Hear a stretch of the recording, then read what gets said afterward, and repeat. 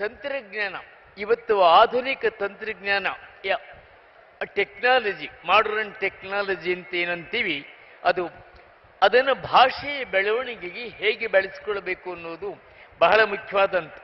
ಕನ್ನಡ ಭಾಷೆಗೆ ಸಾವಿರಾರು ವರ್ಷಗಳ ಇತಿಹಾಸವಿದೆ. ಅದು ನಮ್ಮೆಲ್ಲರಿಗೂ ಹೆಮ್ಮೆ ಬರುವಂಥ ವಿಷಯ. ಈ ಸಹಸ್ರಾರು ವರ್ಷಗಳ ಪ್ರಯಾಣದಲ್ಲಿ ನಮ್ಮ ಕನ್ನಡ ಭಾಷೆ ಮುಕ್ಕಾಗದ ಹಾಗೆ ಜೀವಂತವಾಗಿ ಜ್ವಲಂತವಾಗಿ ಉಳಿದಿದೆ. ಅದಕ್ಕೆ ಕಾರಣ ನಮ್ಮ ಭಾಷೆ ಕಾಲದ ಬೆಳವಣಿಗೆಯ ಜೊತೆಯಲ್ಲಿ ಹೆಜ್ಜೆ ಹಾಕ್ತಾ ಬಂದಿದೆ. ಅದೆಂದೂ ಹಿಂದೆ ಸರಿದಿಲ್ಲ. ಕನ್ನಡ ಅತ್ಯಂತ ಶ್ರೀಮಂತವಾಗಿ ಬೆಳೆದಂಥ ಭಾಷೆ.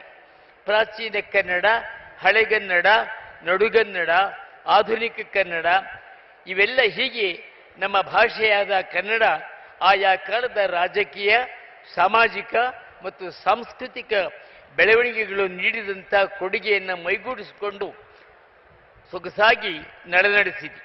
ಈಗ ಜಾಗತಿಕ ಸಂವಹನದ ಚಹರೆಯನ್ನು ಪಡೆದಿರತಕ್ಕಂಥ ನಮ್ಮ ಭಾಷೆ ಈ ತಂತ್ರಜ್ಞಾನದ ನೆರವನ್ನು ಪಡೀಲೇಬೇಕಾಗ್ತದೆ. ಅದನ್ನು ಯಾವುದು ಆಧುನಿಕ ಮತ್ತು ನಮಗೆ ಒಗ್ಗದೇ ಇರೋದು ಅಂತ ನಾವು ಇದುವರೆಗೂ ತಿಳಿದಿದ್ದೇವೋ, ಆಧುನಿಕ ತಂತ್ರಜ್ಞಾನವನ್ನು ಬಿಟ್ಟು ಇವತ್ತು ಯಾವುದೂ ನಡೆಯಲಿಕ್ಕೆ ಸಾಧ್ಯವಿಲ್ಲ. ಇದರ ಬಗ್ಗೆ ನಾವು ತುಂಬ ಎಚ್ಚರಿರಬೇಕು. ಎಷ್ಟು ಸಾಧ್ಯ ಅಷ್ಟು ಕ್ಷೇತ್ರಗಳಲ್ಲಿ ಈ ಆಧುನಿಕ ತಂತ್ರಜ್ಞಾನವನ್ನು ನಾವು ಬಳಸಿಕೊಳ್ಳಬೇಕಾದಂತಾಗುತ್ತೆ. ಯಾವ ಕಾರಣದಲ್ಲೂ ಕೂಡ ನಮ್ಮ ಕರ್ನಾಟಕ ಹಿಂದೆ ಬೀಳಬಾರದು ಅಂತ ಹೇಳಿ ನಾನು ಆಶಿಸ್ತೇನೆ. ತಂತ್ರಜ್ಞಾನದ ಕನ್ನಡಕ ಇವತ್ತು ಅದಿಲ್ಲದೆ ಜಗತ್ತಿನನ್ನು ನೋಡಲಿಕ್ಕೆ ಸಾಧ್ಯವಿಲ್ಲ. ಹಿಂದಿನ ಕಾಲದಲ್ಲಿ ಕಾಲಜ್ಞಾನ, ಬ್ರಹ್ಮಜ್ಞಾನ ಇಂಥದ ಅರಿವಿನ ಮೂಲಗಳನ್ನು ಕೈವಶ ಮಾಡಿಕೊಳ್ಳಲು ಶ್ರಮ ಪಡಬೇಕಾಗಿತ್ತು. ಆದರೆ ಇದಕ್ಕೆ ತಂತ್ರಜ್ಞಾನ ಎಂಬ ಒಂದು ಪದವನ್ನು ಕೂಡ ಸೇರಿಸುವುದು ಇದು ಕೇವಲ ತಮಾಷೆಗೆ ಹೇಳೋ ಮಾತಲ್ಲ.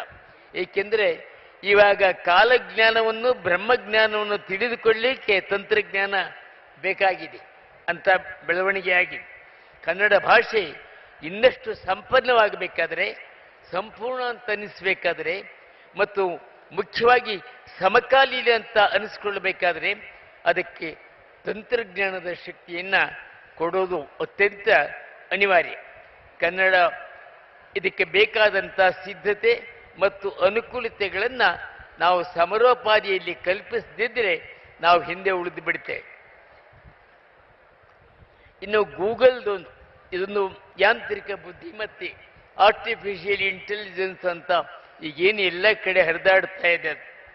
ಈ ಗೂಗಲ್ ಎನ್ನುವ ಇದನ್ನು ಜಗದ್ಗುರು ಅಂತ ಒಬ್ಬರು ತಜ್ಞರು ಕರೆದಿದ್ದಾರೆ. ಗೂಗಲ್ ಅನ್ನೋದನ್ನು 1998 ಸುಮಾರಿಗೆ ಅವತರಿಸಿದ ಬಳಿಕ ಅದರಂಥ ಇನ್ನೂ ಅನೇಕ ಹಿರಿಯ ಜಗದ್ಗುರುಗಳು ಹುಟ್ಟುಕೊಂಡಿದ್ದಾರೆ. ಈ ಗೂಗಲ್ನಲ್ಲಿ ಹುಟ್ಟಿದ ಬಳಿಕ ಮನುಷ್ಯರು ಲೋಕವನ್ನು ಅರಿಯುವ ಮಾರ್ಗ, ಲೋಕದ ಯಾವುದೇ ವಿಷಯದ ಬಗ್ಗೆ ಮಾಹಿತಿ ಪಡೆಯುವ ಮಾರ್ಗ ಬಹಳ ಸುಲಭವಾಗಿದೆ. ಜ್ಞಾನವನ್ನು ರೂಢಿಯ ಮೂಲಕವೇ ಅಥವಾ ಗ್ರಂಥಗಳ ಮೂಲಕವೇ ಪಡೆಯಬೇಕೆನ್ನುವ ನಂಬಿಕೆ ಈಗ ಹೆಚ್ಚು ಕಡಿಮೆ ಅಳಿದು ಹೋಗಿದೆ. ಆದರೆ ಆಧುನಿಕ ಗುರುಗಳು ಅಂದರೆ ತಂತ್ರಜ್ಞಾನ ಅದರ ಜ್ಞಾನ ಪ್ರಸಾರ ಮಾಡುವುದು, ಪಾಠಗಳನ್ನು ಹೇಳಿಕೊಡುವುದು ಇಂಗ್ಲಿಷ್ ಭಾಷೆಯಲ್ಲಿ. ಇದು ಜಗತ್ತಿನಾದ್ಯಂತ ನಡೆಯುತ್ತಿರುವಂಥದ್ದು. ಕನ್ನಡ ಭಾಷೆಯ ಮೂಲಕವೂ ಕೂಡ ಈ ಲೋಕವನ್ನು ಅರಿಯಲಿಕ್ಕೆ ಸಾಧ್ಯ, ಜ್ಞಾನವನ್ನು ಪಡೆಯಲಿಕ್ಕೆ ಸಾಧ್ಯ ಎನ್ನುವುದನ್ನು ನಾವೀಗ ತೋರಿಸಿ ತಿಳಿಸ್ತೇ ಇದ್ದರೆ ಮುಂದಿನ ಪೀಳಿಗೆಯ ಮಕ್ಕಳು ಇಂಗ್ಲೀಷ್ ಜ್ಞಾನ ಅಂದರೆ ಇಂಗ್ಲೀಷ್ ಅಂತಾನೆ ತಿಳಿದು ಬಿಡ್ತಾರೆ. ಆದ್ದರಿಂದ ನಾವು ತುಂಬ ಎಚ್ಚರ ವಹಿಸಬೇಕಾದಂಥ ಅಗತ್ಯ ಇದೆ. ಭಾಷೆಯ ಸಂರಕ್ಷಣೆ ದೃಷ್ಟಿಯಿಂದ ಇದು ತುಂಬ ಅವಸರದ ಅಗತ್ಯ ಅಂತ ನಾನು ಭಾವಿಸಿದ್ದೇನೆ. ಬಂಧುಗಳೇ, ದಯವಿಟ್ಟು ನನಗೆ ಕ್ಷಮಿಸಿ. ನನಗೆ ತುಂಬ ವ್ಯಸನ ಇದೆ. ನಾನು ಇಂಥ 10 ಸಮ್ಮೇಳನಗಳನ್ನು ಮಾಡಿ ಸಡಗರದಿಂದ ಓಡಾಡಿದ ಮನುಷ್ಯ. ಆದರೆ ಇವತ್ತು ಅಸಹಾಯಕನಾಗಿದ್ದೇನೆ. ಆದರೆ ನಮ್ಮ ಸಿದ್ದರಾಮಯ್ಯನವರು ನನಗೆ ಉತ್ತೇಜನ ಕೊಟ್ಟು ಬೆಂಬಲ ಕೊಟ್ಟಿದ್ದಾರೆ. ಇಡೀ ಸರ್ಕಾರದ ಎಲ್ಲ ಬಂಧುಗಳು ಬೆಂಬಲ ಕೊಟ್ಟಿದ್ದಾರೆ. ಇದೊಂದು ಕನ್ನಡದ ಕೆಲಸ ಅನ್ನೋ ಕಾರಣಕ್ಕಾಗಿ ನಾನು ಒಪ್ಪಿಕೊಂಡಿದ್ದೇನೆ ವಿನಃ ಇದೊಂದು ದೊಡ್ಡ ಸ್ಥಾನಮಾನ ದೊರೆಯಿತು, ಇದನ್ನು ಅನುಭವಿಸಬೇಕು ಅಂತ ನಾನು ಬಂದಿಲ್ಲ. ನಿಮ್ಮಲ್ಲಿ ಕ್ಷಮೆ ಕೇಳಿ ನಾನು ನಾಡೆಲ್ಲ ಅಡ್ಡಾಡಿದ್ದೇನೆ. ನೀವೆಲ್ಲ ತೋರಿಸಿರುವಂಥ ಅಭಿಮಾನ ಬಹಳ ದೊಡ್ಡದು ಅಂತ ನನಗೆ ಗೊತ್ತು. ಈ ಸ್ಥಾನ, ಈ 3 ದಿವಸದ ಸ್ಥಾನ ಮುಖ್ಯವಲ್ಲ, ನಾಡಿನ ಜನ ತೋರಿಸುವ ಅಭಿಮಾನ ಇದೆಯಲ್ಲ ಅದು ಬಹಳ ದೊಡ್ಡದು ಅಂತ ನಾನು ಭಾವಿಸಿದ್ದೆ. ಇನ್ನು ಹೀಗೆ ಅನೇಕ ವಿಷಯಗಳಿದೆ, ಅದನ್ನೆಲ್ಲ ದಯವಿಟ್ಟು ನೀವು ಆ ಮುದ್ರಿತ ನೋಡಿ. ನಾನು ಕೊನೆಯಲ್ಲಿ ಬಹುಶಃ ನೀವೆಲ್ಲ ಸ್ವಲ್ಪ ಇದ್ರ ಬಗ್ಗೆ ಕಾತರದಿಂದ ಏನು ಹೇಳ್ತಾರೆ ಅಂತ ನೀವು ಕಾದಿರಬೇಕು. ನಾನು ವಿಶೇಷವಾದ ಹೇಳಬೇಕಾದ್ರೆ ಇದರೊಳಗಡೆ ಹೇಳಿದ್ದೇನೆ.